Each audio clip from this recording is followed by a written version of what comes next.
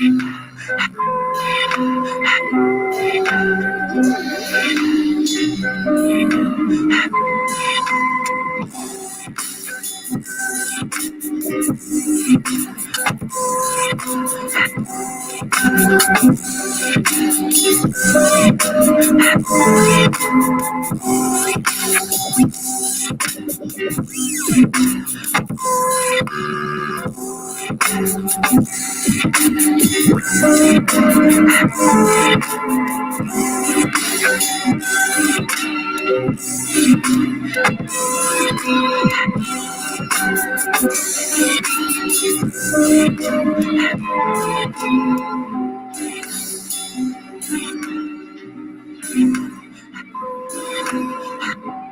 morning, Black family. What's up, everybody? This is Super Mike.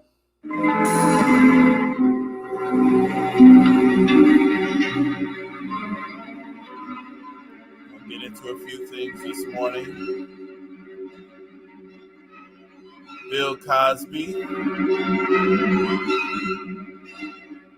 unity, love, all that. That's what we're going to get into. All right, so I want you to press the thumbs up button. Go ahead and share the message. And go ahead and make some comments.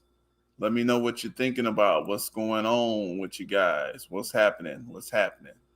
Unity, love, group operation, actual love. And that's something that a lot of people think is just we can make up. But there's what I'm trying to get at is we're trying to get to a point where we can actually deal with actual love and not debated stuff. What's going on, Koja? Yeah, we want to deal with actual love, not necessarily all of the debated stuff. I mean, we can debate on certain things, but certain things it's got to actually work. I can debate whether I'm getting in a car, whether the engine works. Yeah, two mechanics can debate on that, but the proof is in the pudding, right? If you calling a thing, it's got to work. It's got to function. So it can look a lot of different ways. It can have a lot of different, designs on it. But, if it does not function the way that we expect it to function, then stuff is just not going to work for us. And so that's what I want to kind of get into. I want to get into actual love because, if you don't actually have that love, then you're not going to actually want to build that friendship. And if you don't build that friendship, true friendship, okay, a true friend is somebody like Felicia Richard because she believes, what's going on, Traylon? Felicia Richard believed, it doesn't matter what you believe personally, okay, about Bill Cosby, but she believed he was innocent. She stuck by her belief and she supported her friend. Okay, even if he was guilty, if you have a loved one who is guilty of something that's bad, but you love them, you're going to tell them that they were wrong. They must accept the punishment that they got, but you're still, because you love them, it could be your son, it can be your family member, it can be a friend. But because you have actual love, you're still going to try to get them through the punishment phase for whatever they did. So this is what I'm talking about. We're talking about actual true friendship, love, and that's going to produce actual unity. It's going to make people want to unify with each other. You're going to want to work together because you're going to have trust. This is the strong foundation that you're going to have to build. Otherwise, you will be phased out of existence because the conditions that we're getting into are getting harder and harder. It's not really getting much easier on us. So the only thing I wanted to go on, what's going on, guys? Press the thumbs up, spread it around. I want to talk a little bit about the Cosby situation, but also I want to try to take it up to a little higher level because, the thing is, we all have our opinions, but we should understand that we're on the outside of everything. Most of us, 99.99% of us, are on the outside of every aspect of this situation. We don't know these people personally. We're listening to news reports. We're believing news reports. Then information is changing, but some of us are getting so emotionally involved because it becomes less about what's actually correct, and it becomes more about, we have to win in the argument, we have to win in the conversation. But then what that does is you start eroding your legal protections. You start eroding your legal protections because you're trying to win in arguments, and you don't now, we start insulting each other with these arguments, right? People start insulting each other. And when you start insulting each other, now it's not even about what's actually true and actually false. It's about winning the argument, returning the hurt that other people have insulted you. So when we look at Bill Cosby thing here, according to all the reports, and I read the actual so-called deposition thing, I got it right here. We'll look at it real quick. Let me put it up here. Hold on a second. The man never, ever admitted to raping anyone. But we get people all over social media and even some news outlets making people believe that Bill Cosby actually admitted to raping people. He didn't. He never admitted to raping anyone. You see what I'm saying? So the thing is, this is good. So yeah. So I guess we're going to end up debating a little bit about love. Yeah, I guess it's a little bit debate because people nowadays love debate. But we got to actually figure out, basically, we got to kind of define what's a functional definition of it.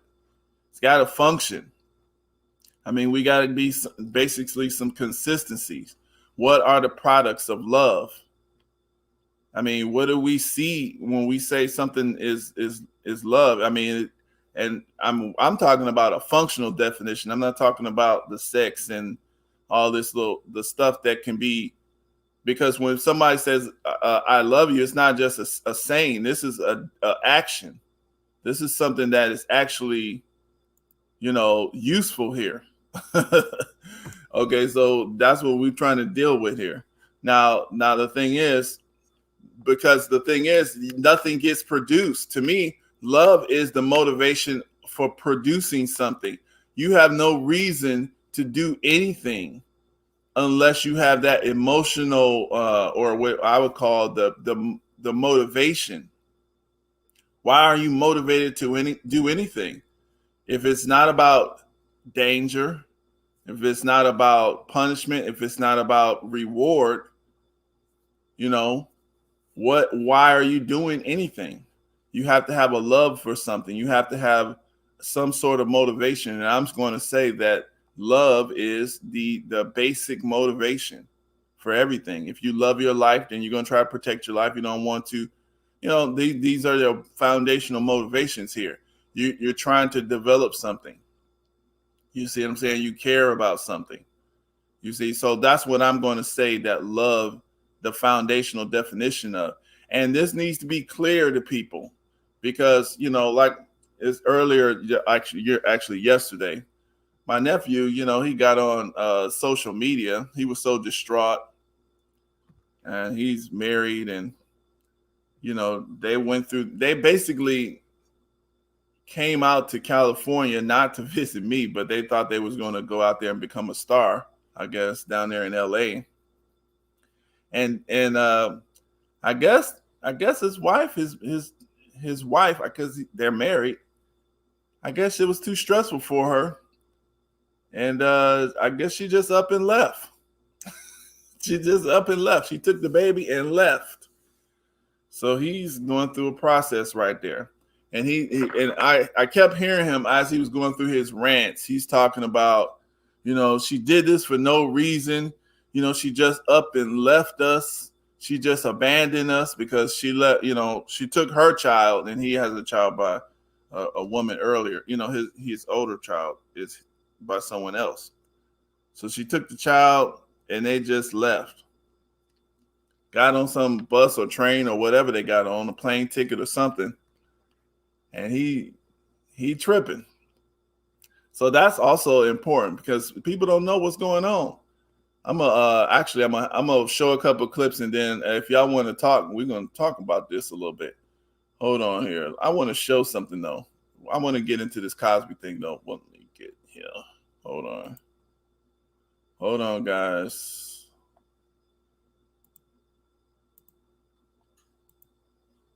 All right. So let me see here. All right. So this is Philadelphia newspaper. This is from back then. This is from July 6, 2015. Here are the unsealed documents in the Bill Cosby case. Now, there's a lot of them. We can't go through them all. But I encourage you. I'm going to put this in the chat for you guys. Whoever cares. Who actually cares about what's actually true. You can check that out. Now, in here, I read the whole thing. And I tried to read both of the girls in it. This man never raped anybody. Now, this stuff was not supposed to ever be seen. And the reason why it was supposed to never be seen is because the man would have never told them any of this if it was for some sort of, because lawyers are really tricky, and you see it in here.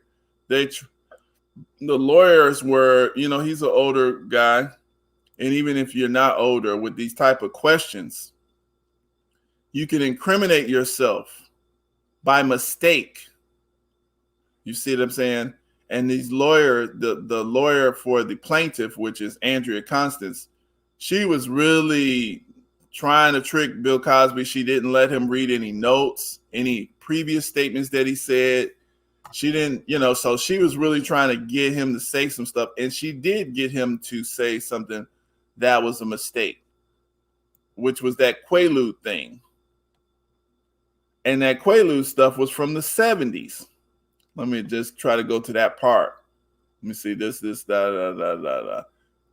They were arguing. You can tell if you read this thing, they were literally arguing in this deposition, and the two attorneys. And Bill Cosby just had to sit on the side. I can just imagine this here. If you read this, I will not interfere, yada, yada. I'm trying to get to the part where he talked about this Quaalude thing. Okay, have you obtained drugs? So this is him. Okay. Hold on a second. Okay, I think this is it.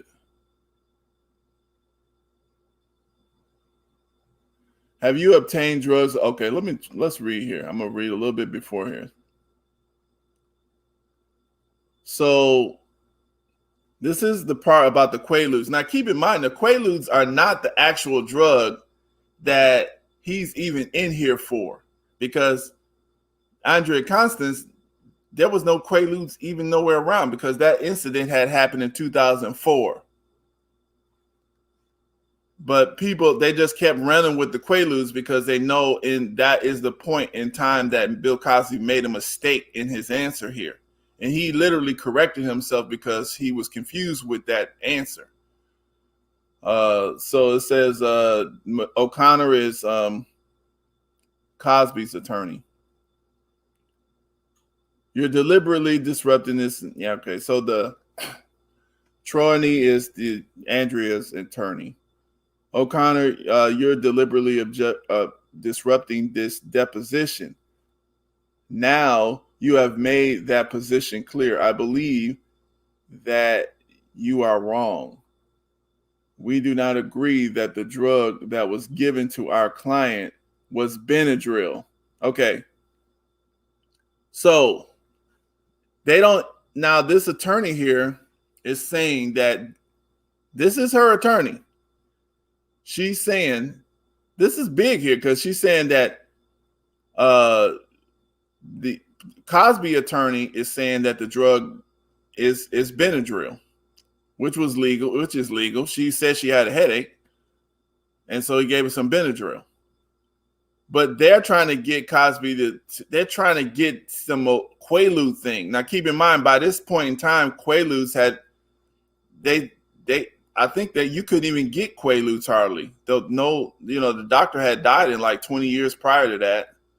And the Quaaludes the prescription that he had got from way back that they're talking about was from 1976. So they were reaching, boy. But that is the only drug that was given.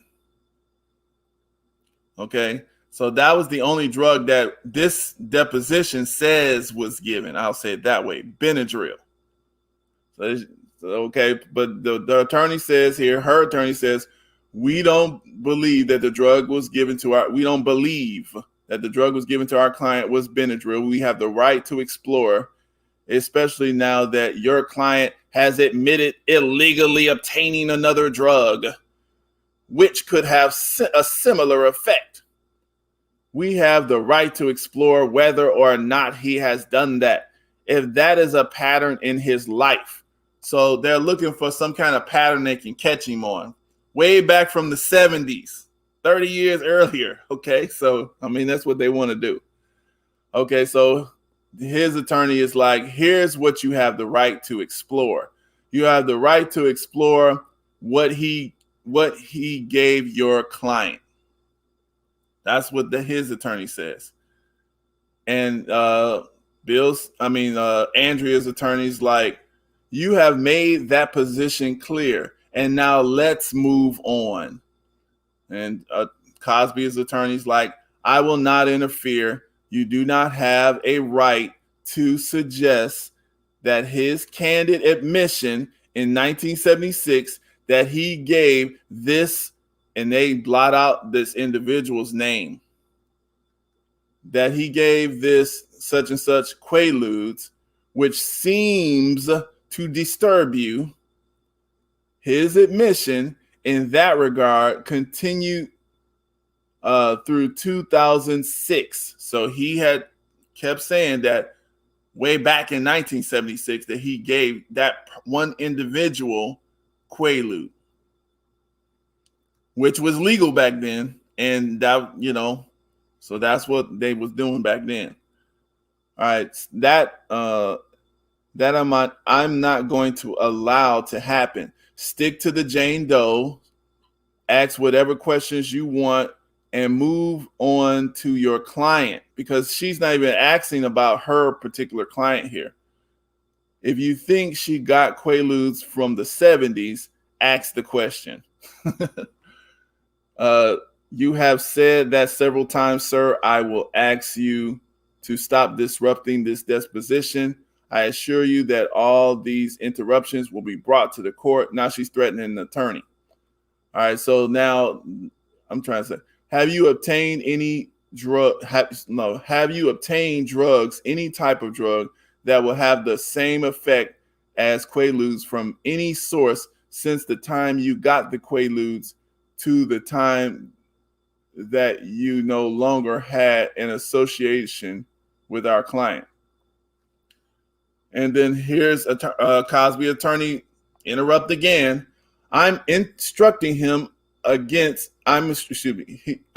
Cosby's attorney says, I'm instructing him not to answer. So Andrea's attorney, that's fine. You keep disrupting this deposition. I have a right, says Cosby's attorney. So these attorneys are arguing here. And then, no, you do not. You've done it several times. We will move on. Let me explain one thing. You want me to stop this deposition? I have a right to put my objection on the record.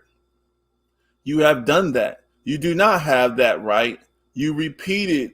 You do not have that right.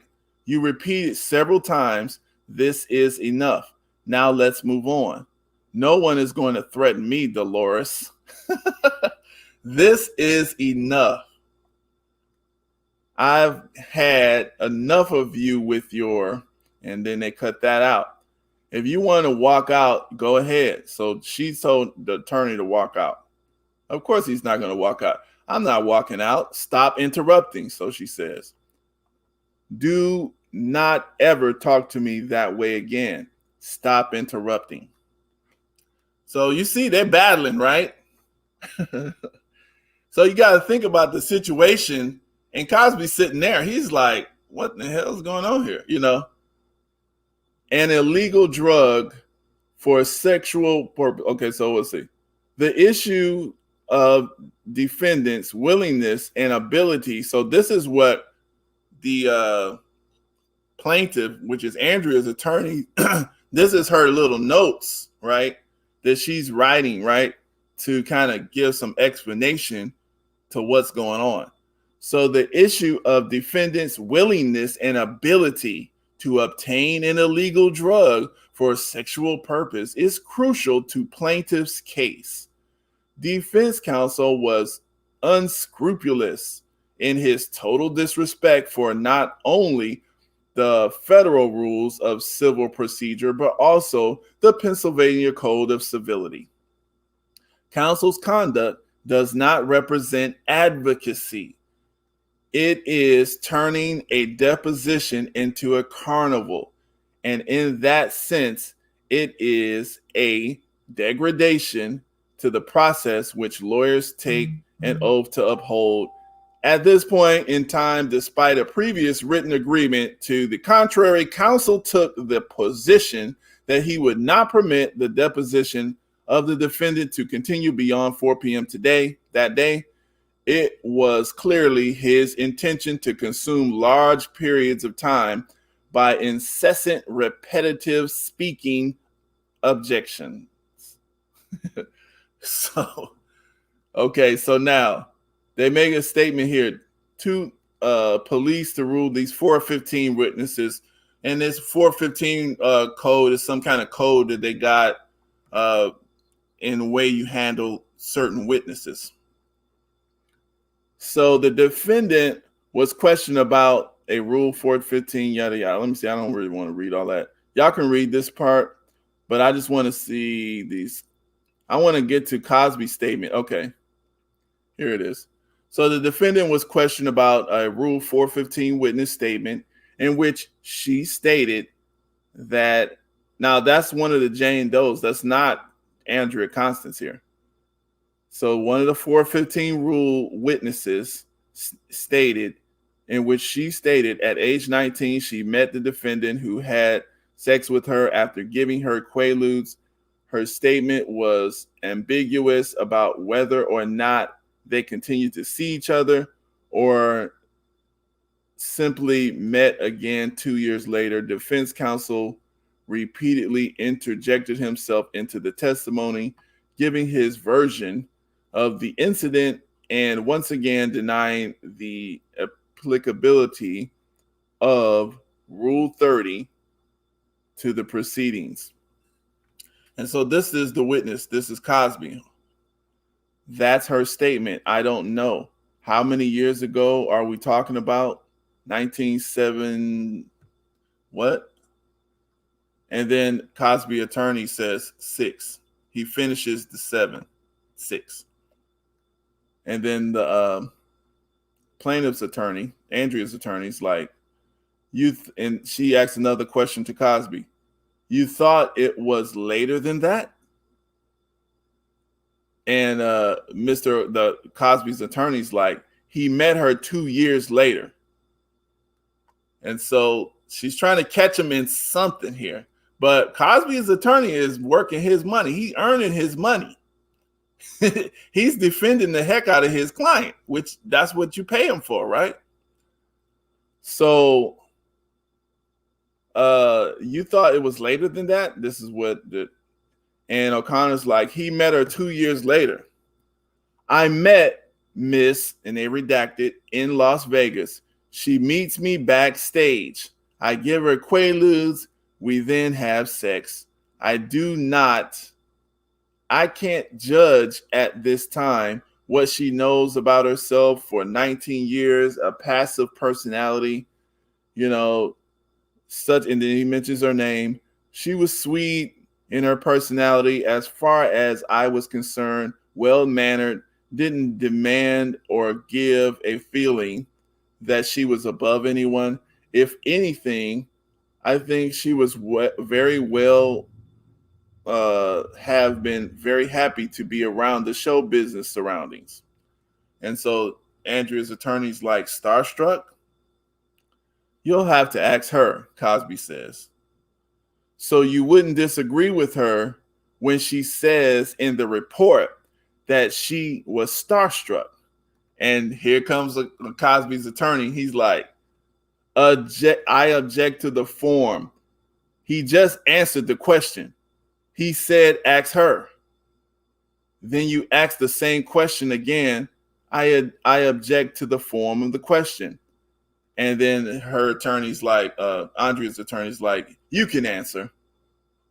And the witness like, what am I doing? So Cosby's like, what am I doing? He's like, what am I doing? And and Cosby's attorney says, you can answer. I objected to the form. You already answered it. She said, do you agree with her? After you already said that you have to ask her. I think he's answered your question. Yes, you have to ask her, please. So now here's the other attorney. Now she seems to, now listen to this here. This is a real sneaky question here. Now she seems to say in this report that after initial meeting, she did not see you again until she was 21. Is that correct? And Cosby's like, I have no idea. And here comes his attorney. The question seems, she unequivocally states, it's an incorrect statement. She states she spent a 2-week period with Mr. Cosby at Lake Tahoe when she was 21. And now I don't think it's clear whether or not you saw her in between that time. And don't know if you saw her from the time of the initial contact until when she met you in Lake Tahoe. Now, this if Cosby raped this woman, I mean, why is she meeting up with him again in Lake Tahoe? That's what I'm saying. So we got to be thinking here. So I don't even think he testified he met her at Lake Tahoe. I'm reading the statement. So it's cross-examination. So like basically the bottom line is, that's the Quaalude thing. It's not, let's see, I object to the former question. This is one statement that he made a mistake and then corrected himself. And this is the statement that CNN took. I'm trying to find it. I object to the form of the question. In this instance, counsel gives the opinion, yada, yada. Not sure. Okay, wait. Let me see. Have you ever asked him the past to send money to women? I'm not sure. No. Okay, let's see. I don't believe so. Problem, yada, yada. Anyway, but yeah, it's in here, but it's only one statement. Did you believe would go to the press? Yeah.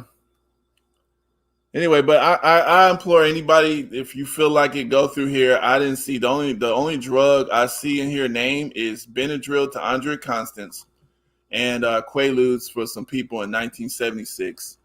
Nowhere in here was that he admit to rape. In fact, Bill Cosby was sitting up in a prison cell. They gave him 3 to 10 years. He sat in his prison cell just a few months ago, almost 3 years. And it was like, okay, well, if you just admit you did it, we'll let you go. He's like, well, I guess I had to stay here for a whole 10 years because I didn't do it. So that's the man that he didn't rape nobody. That man didn't rape nobody. I don't care how much some of y'all out there, some people out here believe, because we're just believing news reports. A lot of us, a lot of people haven't even read this stuff right here. And they're quoting CNN. And CNN and them, they're taking real. Now, this is Andrea Constance's little deposition part. She made some crazy statements in here too, but they don't quote this because she didn't call them for about a year after the so-called incident, and she was talking to attorneys. So that's what that was. But what I want to get into now, because now it's a firestorm. Of course, the courts realized that this man wasn't even supposed to be charged with anything. This right here says he wasn't even supposed, that wasn't even supposed, this man wasn't even supposed to be charged with nothing. So he is innocent according to the Sixth Amendment of the Constitution. Unless black people are not citizens, Bill Cosby is actually innocent. And just because the judges or whoever didn't actually have to use the word innocent, you don't have to. Everybody's innocent until proven guilty. So that was kind of dumb. And the person who said that was a guy named Mark Lamont Hill.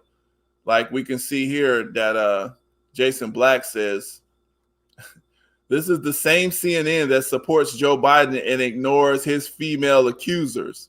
The racist media has always demonized black women. Now they're going after Felicia Rashard because this is just a mess. They really want Cosby. They really want him. They want him to die in prison. This is how rabid these folks are. I think it's in. I don't know if I got it up. Nope.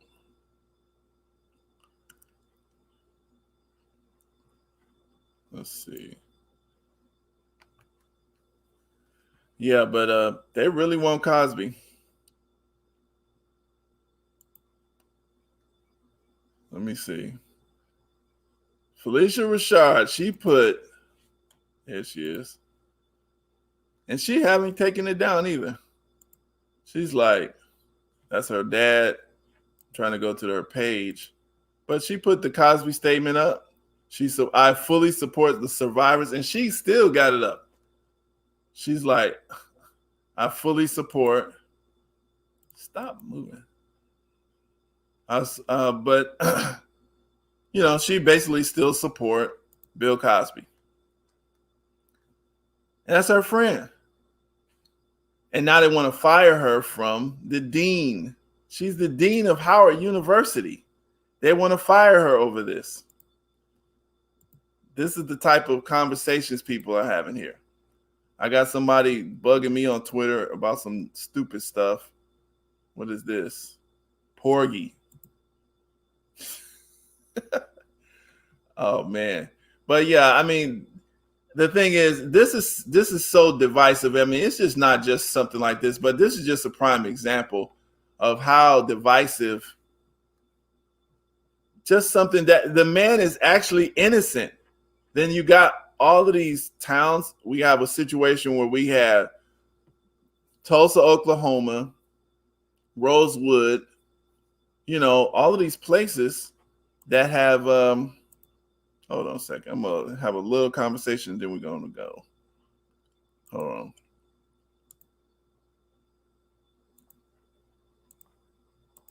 Anybody want to come up, they can come up and say a few things, and then I'll close out. But yeah, it's just interesting. This whole thing is interesting.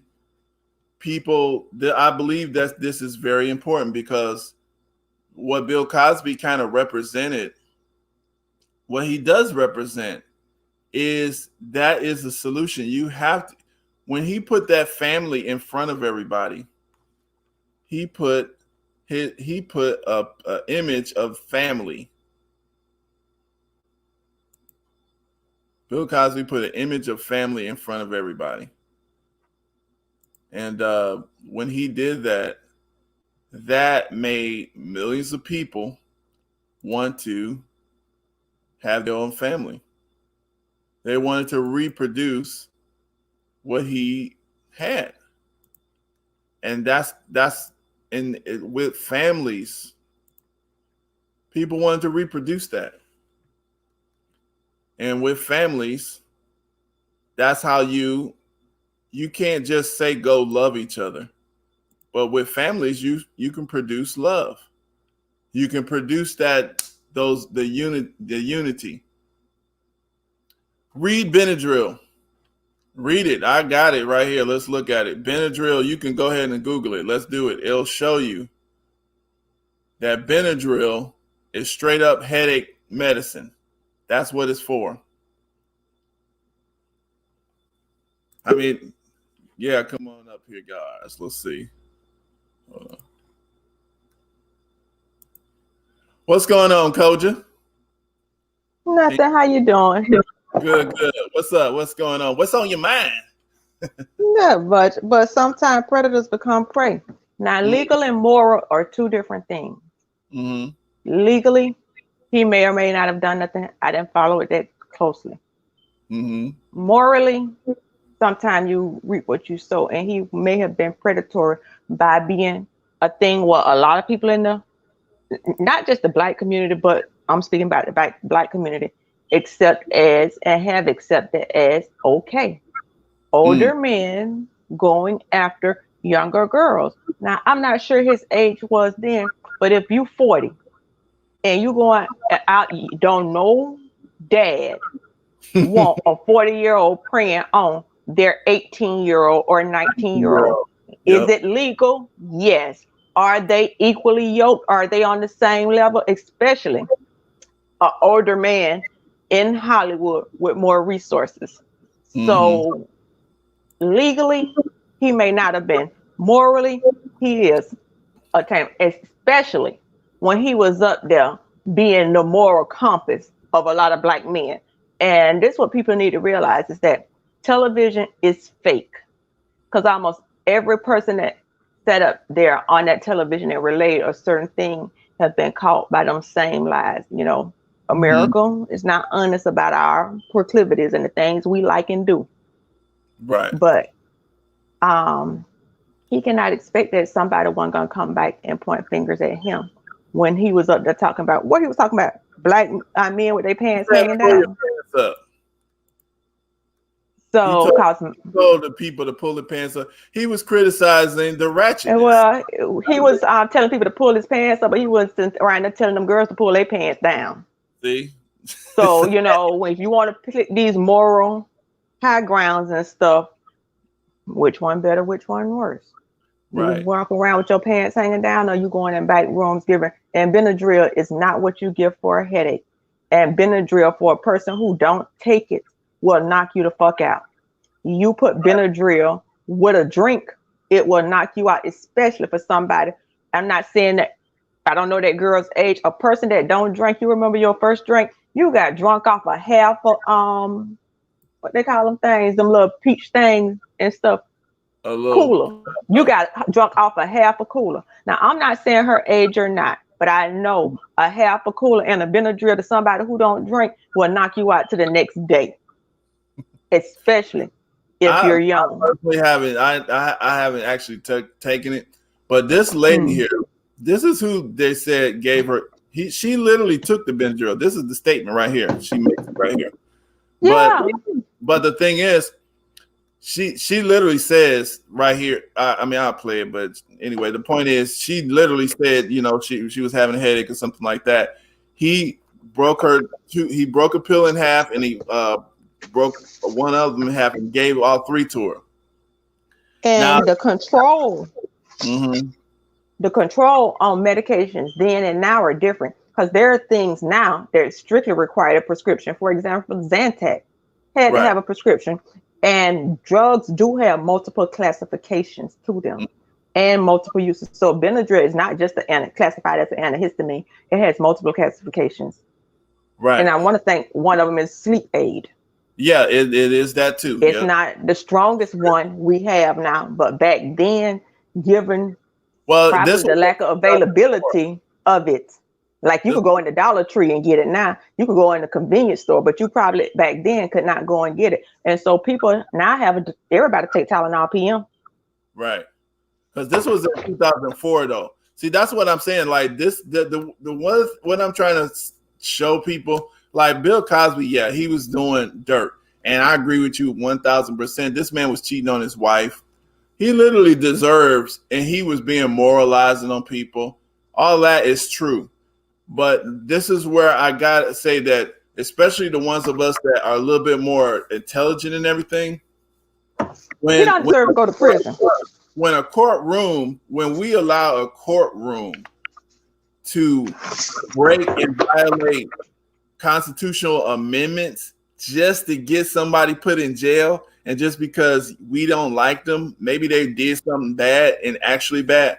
But if the court got to violate a constitutional amendment, which every single one of us could literally uses to protect ourselves if we go inside of a court. Actually, he's lucky he's a celebrity because it happens every day.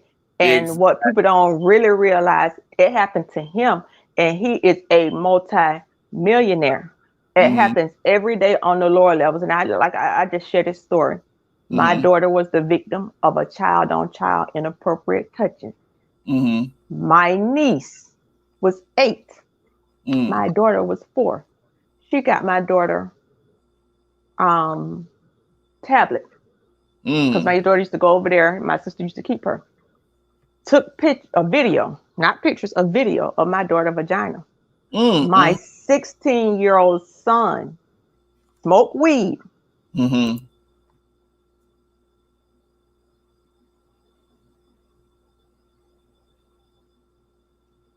Are you here? Hello? Can you hear me? Okay, no, you can't cut out. You said the 16-year-old son smoked some weed or something? He smoked weed, so he took the tablet and sold it. But it was dead. He didn't know what was on. He just found it in the car because he was keeping it in the car to keep it from him. Oh, and it was a picture on there. No, it was a video. Oh, so man. When the person unlocked it because they had a code and it was dead, it had to be unlocked once it was charged. He saw the first thing popped up was this video. Now, because it was a video, that lets you know who was there. If it was an adult present. The police kept the thing for 3 months before they reported. Now, by law in the state of Florida, any policeman that come in contact with something that, because people don't understand, there's a difference between a police agency and a child abuse agency. Because so many kids in Florida died, I want to say between the 80s and the 90s, because police and child abuse were not communicating. They made a law that says if a police come upon something that could be deemed as child abuse, which that would be child abuse, they have a duty to report it immediately. The police didn't report it for 3 months.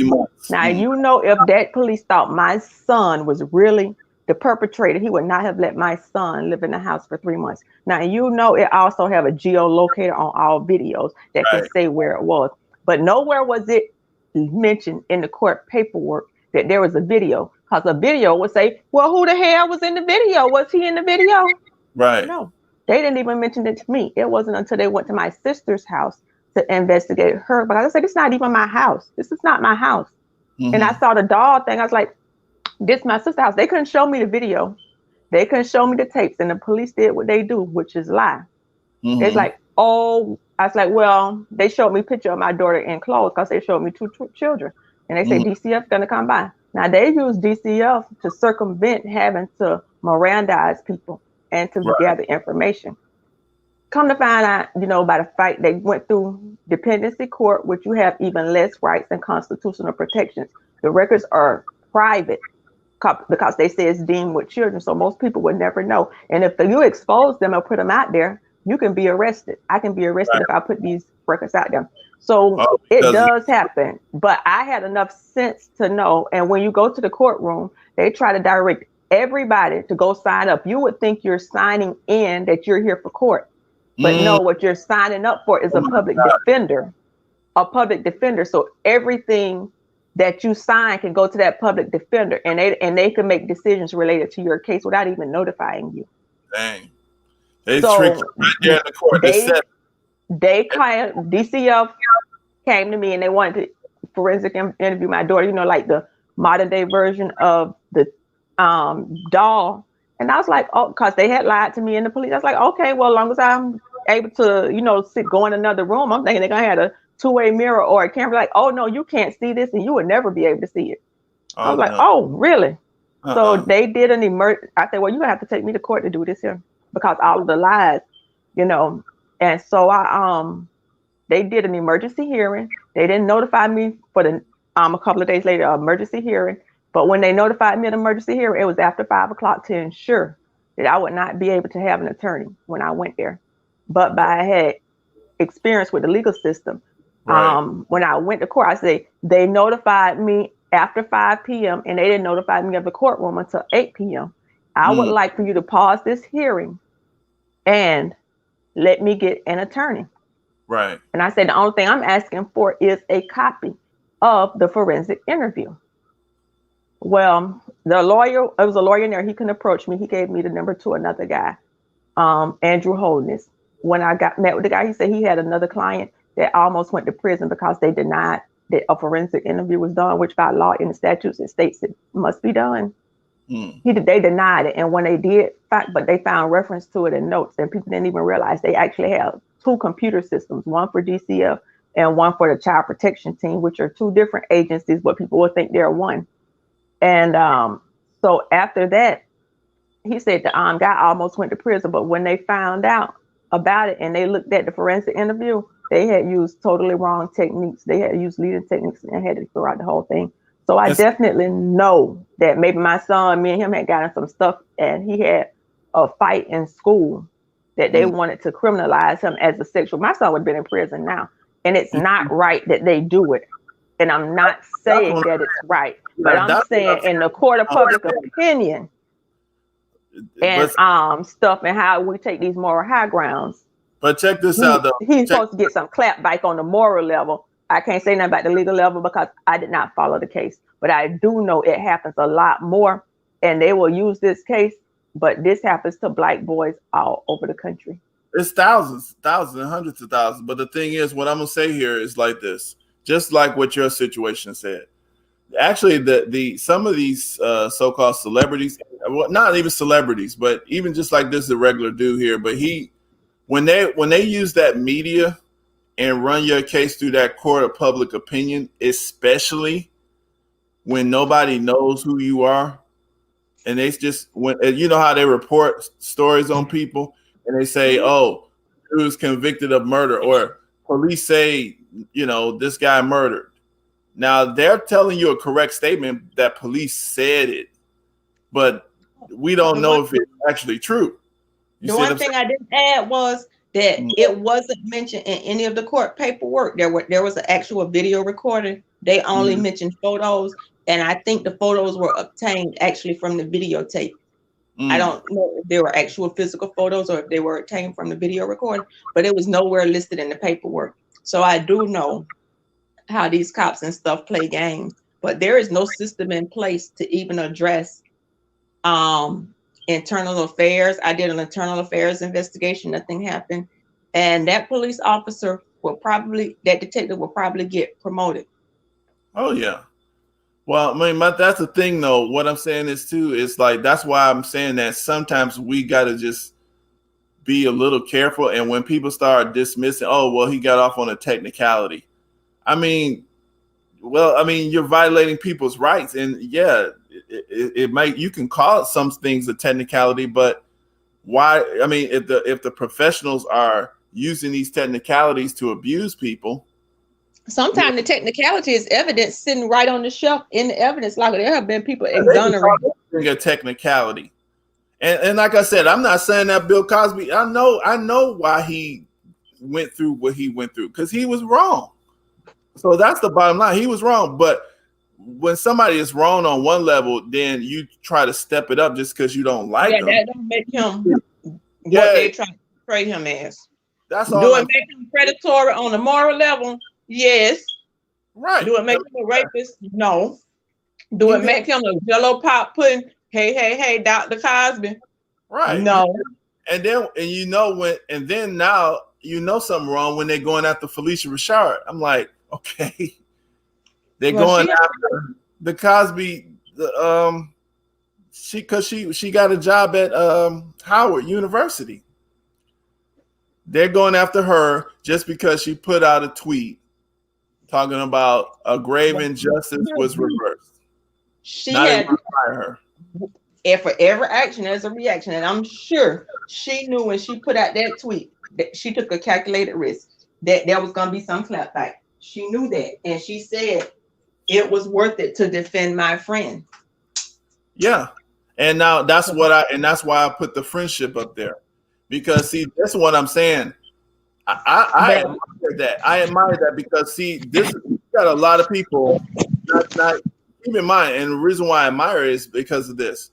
Now I know we just had a conversation about what we think about Bill Cosby based upon, the stuff that we just read and maybe have seen different times, and maybe he was immoral. Okay, but this is somebody who literally actually knows this man. Now, she considers this person a friend, and maybe he has done some stuff for her and her family beforehand. We don't know nothing about. Maybe John Wayne Gacy had a whole wife that knew him. Yeah, maybe she's seen some stuff we know totally nothing about. All I'm saying is this: if somebody that, let's say, just like your son, I don't know, he might have did something wrong. I don't know if he did something wrong or not, or somebody did something wrong. But maybe right.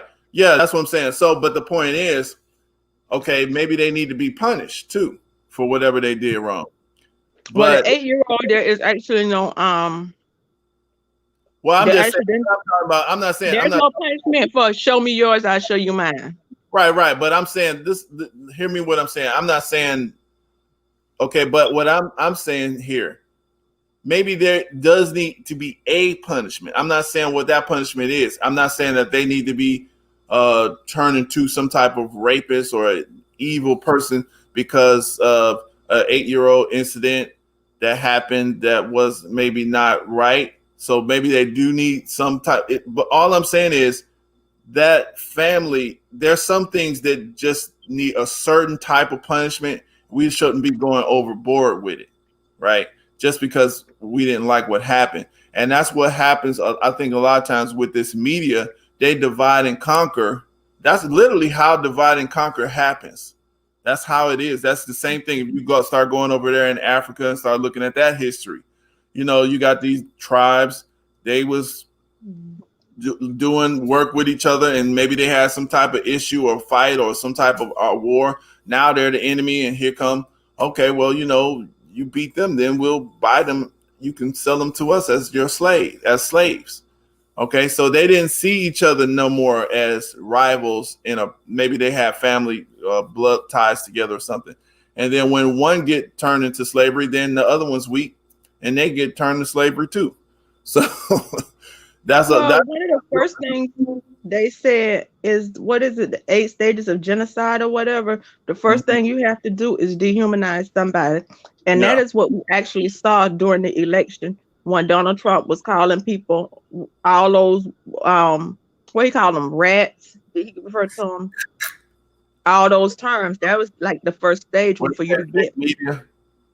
Yeah, when you get, when you say people are not human, that's the first one of the first stages of genocide. So we do have a lot of things that we hear in the media that we really don't address, and we actually have the knowledge on it to address. Mm-hmm. But it should be some accountability for the news stations that did that and stuff. It should be, if they took stuff out of context and used it like that, and regardless whether he's a celebrity or not, because I know they say high profile, or if you're a high profile or whatever, people have a lot more leeway to say stuff about you. Mm-hmm. So maybe it should be some really, really stiff monetary. And literally, people are always talking about, you hear this all the time, especially in Twitter, and especially on some of these social media sites, even on the CNN. But the news people, they'll be a little bit more careful in the way they say it.